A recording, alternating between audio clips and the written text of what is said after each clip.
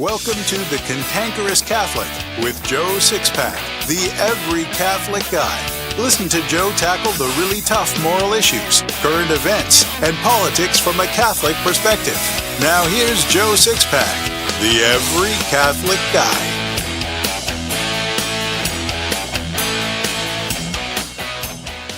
Hello, Sixpackers, and welcome to The Cantankerous Catholic, Episode 20. I want to be your Catholic friend. Before I explain why and how I want to be your friend, I need to tell you a little bit about myself you may or may not already know. That's what we'll do when we come back.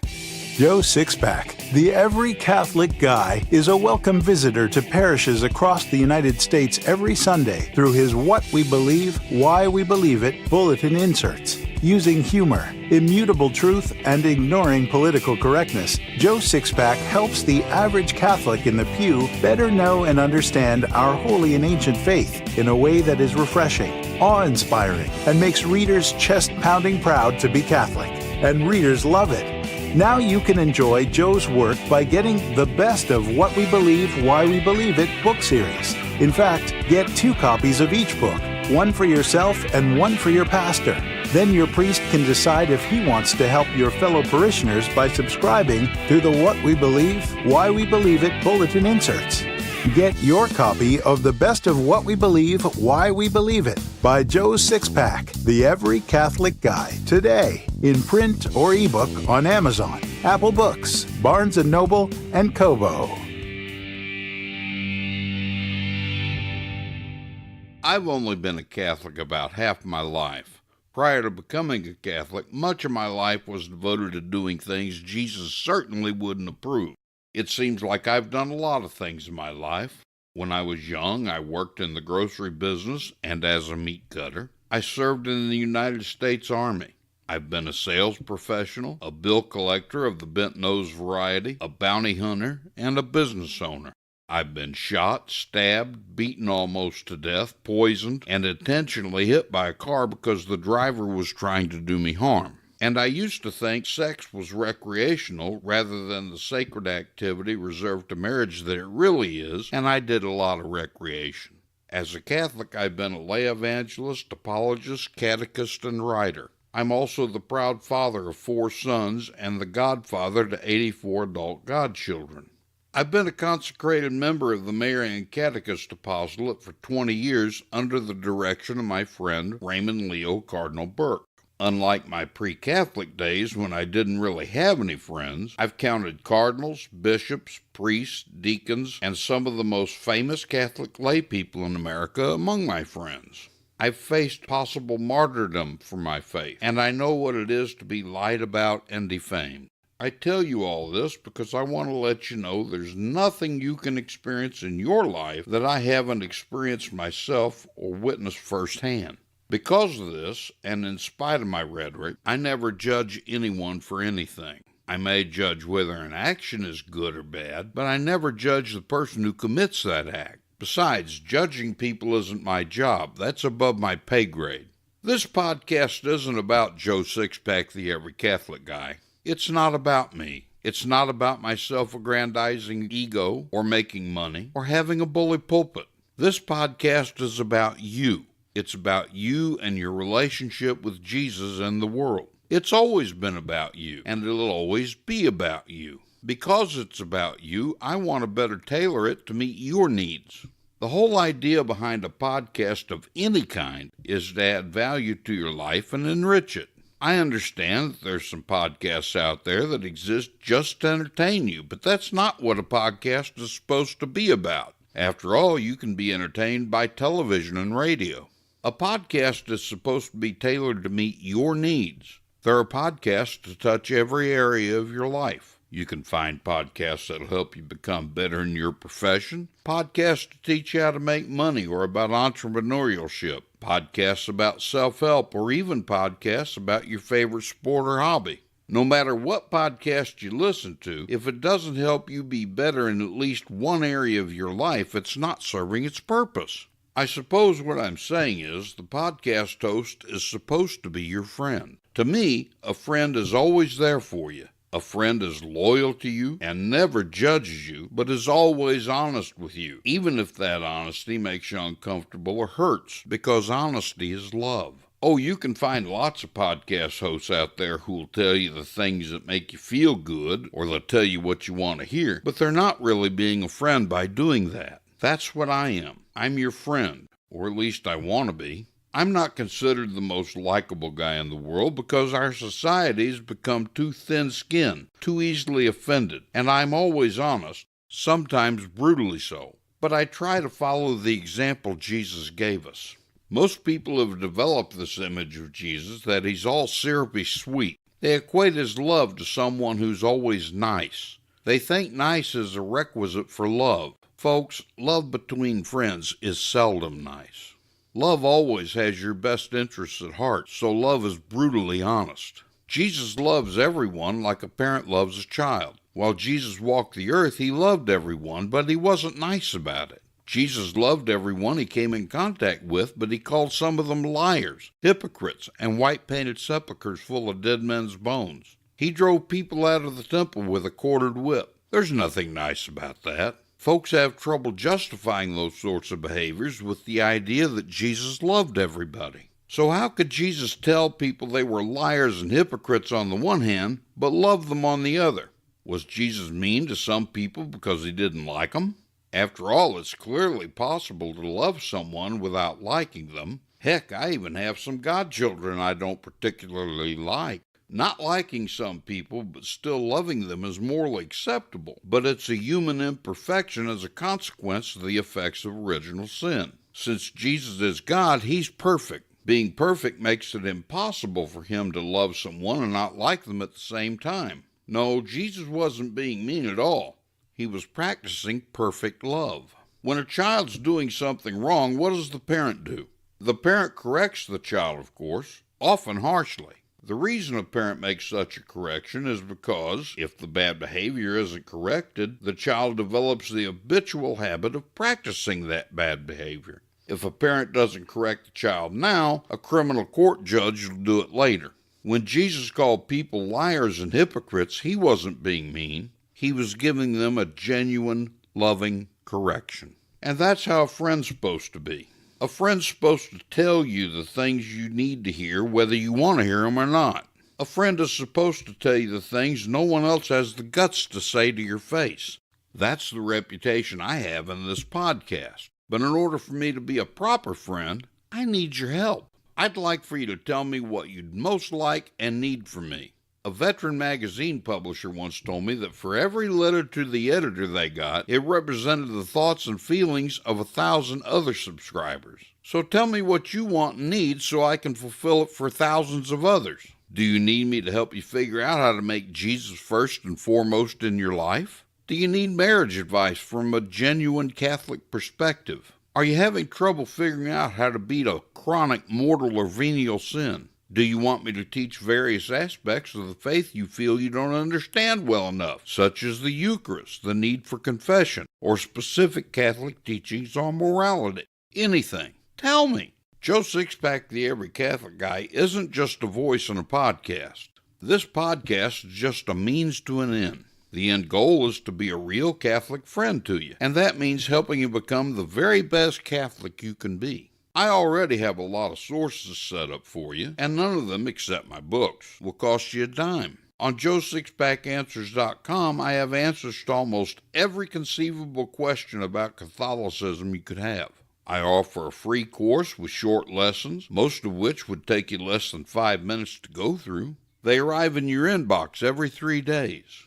Each and every week, I host free webinars about the faith. Even though we can't speak verbally, you can still engage with me in real time to ask questions and get answers.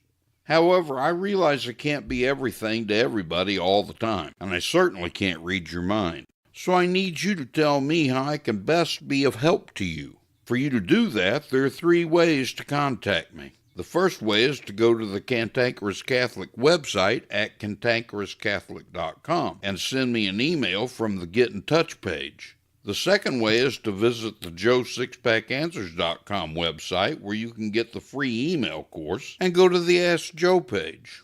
The third way is to respond to any email I send to people on my email list. Those responses always come right back to me at my computer. Whether you contact me with a podcast topic request or a personal problem, I never divulge who asks the question. I don't even give information that can potentially identify you. Heck, I don't even give the gender of the person who asks the question. My mission is, like I said, to help you become the best Catholic you can become. But I can't read your mind to determine what you need. We live in very trying, confusing, and evil times. It's getting harder and harder to know what things to do and how to do them if you're interested in doing the right thing to get closer to Jesus. Besides, you can never have too many friends. Before I close this short episode, I want to explain one thing. My listeners are the cream of the crop. You listen to the Cantankerous Catholic because you love Jesus and want to be the best Catholic Christian you can. That's the one thing I understand about my listeners if I don't understand anything else. You're the best. And because you're the best, I promise to always respect you and give you my best. If I ever fail to do that, I want you to call me out for it. You deserve it. So together we'll discover new convictions to acquire as we grow, putting comfort behind us. This can be the beginning of a beautiful friendship. What do Billy D. Williams, the celebrated American artist Norman Rockwell, and famed comedian Jimmy Durante have to do with one man's journey from conservative Judaism to the cross? Everything. Marty Barrick has lived one of the most fascinating conversion journeys ever told. In Calvary Road, Marty's biography, you can read about Marty's military service with Billy D. Williams, how Norman Rockwell helped him pass a college course, how, in his deep abiding love for his late wife, Marty helped Irene travel the road of sanctity, how the times are quickly reaching critical mass for fulfilling prophecy concerning the Jews, and much, much more. Get your copy of Calvary Road by Marty Barrick today, in print or ebook on Amazon, Apple Books, Barnes & Noble, and Kobo. Joe Sixpack, the Every Catholic Guy, wants to make sure you're informed about all the Catholic news you need to know. Here's Joe Sixpack's top 5 Catholic news picks for this episode. Catholic news pick number 5. Hats off to investigative reporter Sarah Carter. Department of Justice Attorney General William Barr is the perfect man for the job. He's methodical, attentive, calm, and rides the storm of chaos with the demeanor of a man who knows he is standing on the side of truth. It is evident that former senior Obama administration officials and opponents of President Trump know that and fear it. It began last night when the non-story that the special counsel Robert Mueller prosecutors weren't happy with Barr's 4-page letter explaining their report on the Russian investigation. We did not understand exactly why the special counsel was not reaching a decision, Barr told Senate Judiciary Committee. We don't conduct criminal investigations just to collect information and put it out to the public. We do so to make a decision, Barr told lawmakers.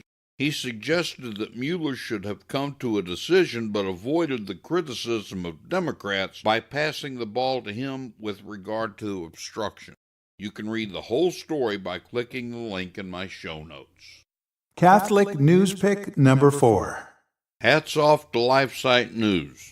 Attorneys representing Covington Catholic High School junior Nicholas Sandmann have filed another major defamation suit against another mainstream media giant over its misleading coverage of Sandmann and his classmates at the 2019 March for Life, this time seeking $275 million from the parent company of NBC News and MSNBC. Good luck, Nick. You can read the whole story by clicking the link in my show notes. Catholic news pick number 3. Hats off to LifeSite News. A Dominican priest who teaches canon law warns that a bill being considered by California's legislators requiring priests to report sins heard in the confessional regarding sexual abuse to the police not only presents Catholic clergy with an untenable choice, but essentially annihilates the sacrament of penance, threatens religious liberty, and puts all religious at risk. You can read the whole story by clicking the link in my show notes. Catholic news pick number 2. Hats off to Flag and Cross. CNN contributor Christine Quinn on Monday night participated in a discussion about state-level heartbeat bills where she claimed when a woman gets pregnant, that is not a human being inside her. Some people are just so ignorant that you don't know whether to burst out laughing or stare in disbelief when they say something crazy. This is one of those instances. You can read the whole story by clicking the link in my show notes. Catholic News Pick number 1. Hats off to the Daily Wire. In a video posted by Created Equal, one of the male team members of the pro-life group is approached by a female student. "Did you put these signs up?" the feminist asked the pro-lifer. When he responds in the affirmative, the woman attacks him, punching him repeatedly in the face and kicking him. The feminist is then approached by law enforcement and notified that she will be charged with assault. You can read the whole story by clicking the link in my show notes.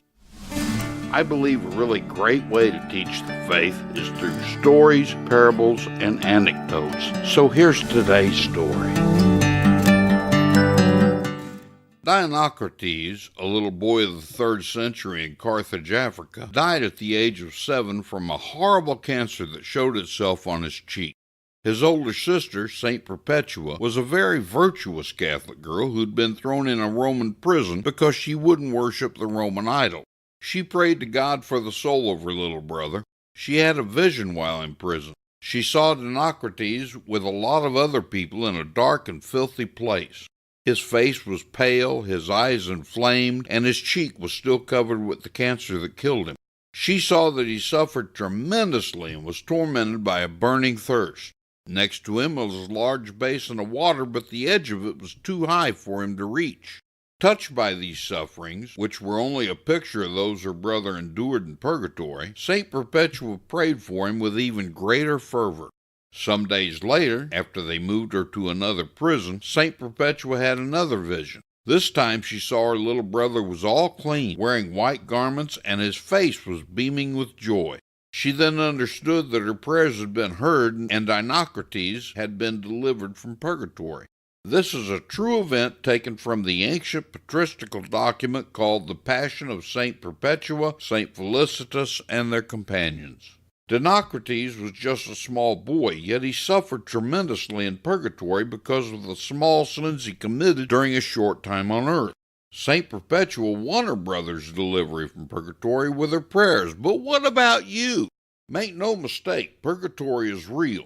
Unless you're a saint, you're going to spend some time suffering in purgatory, maybe even until the end of the world. Our Lady of Fatima told the child seers that certain girls they knew who had died were going to be in purgatory until the end of time because of their immodest dress. That was in 1917, when most dresses covered everything except the ankles.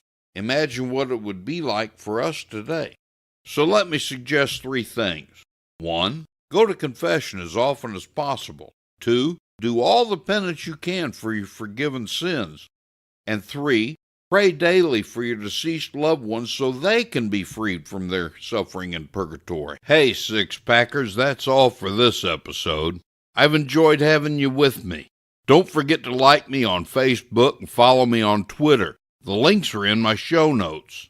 Also, remember to visit JoeSixpackAnswers.com to sign up for my free email course. Each short lesson arrives in your inbox every 3 days.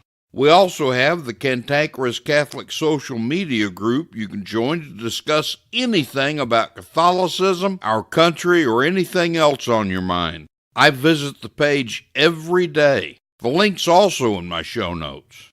There are lots of other neat things of interest in my show notes, too. You can find them at cantankerouscatholic.com. And remember to live by the Joe Sixpack battle cry. Comfort and conviction don't live on the same block. This has been The Cantankerous Catholic with Joe Sixpack, the Every Catholic Guy. Thanks for subscribing, and be sure to visit cantankerouscatholic.com to get your free copy of Joe's popular book, The Best of What We Believe, Why We Believe It.